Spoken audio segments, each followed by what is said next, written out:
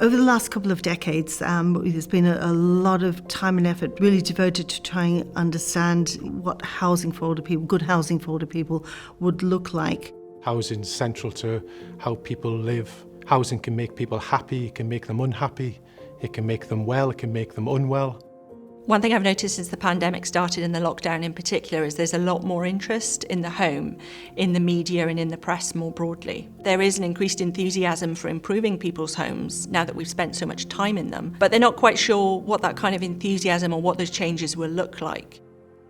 COVID's had a profound effect on society. So for instance, how we deal with the housing crisis, how we deal with the environmental crisis. These are two interrelated and very important aspects that the government now can't avoid.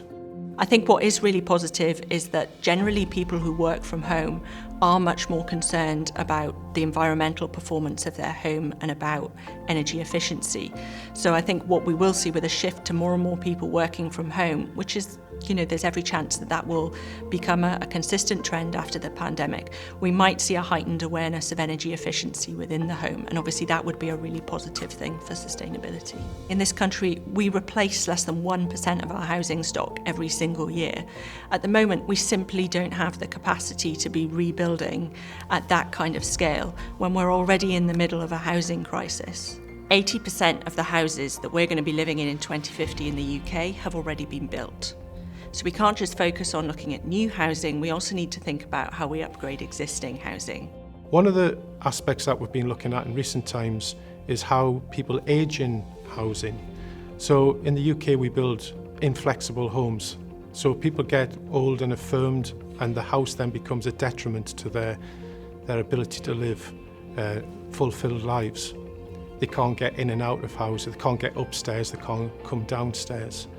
And we think that we need to build more flexible homes. So flexing is about having homes that it's not enormously difficult to make those aids and adaptations that people want, and it's also about sort of having services that can engage with technology that opens up the home for individuals.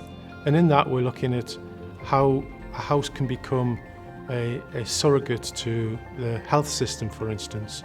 So we can use sensors to be able to track people's day-to-day movements, so that if somebody falls, we can pick that up very quickly.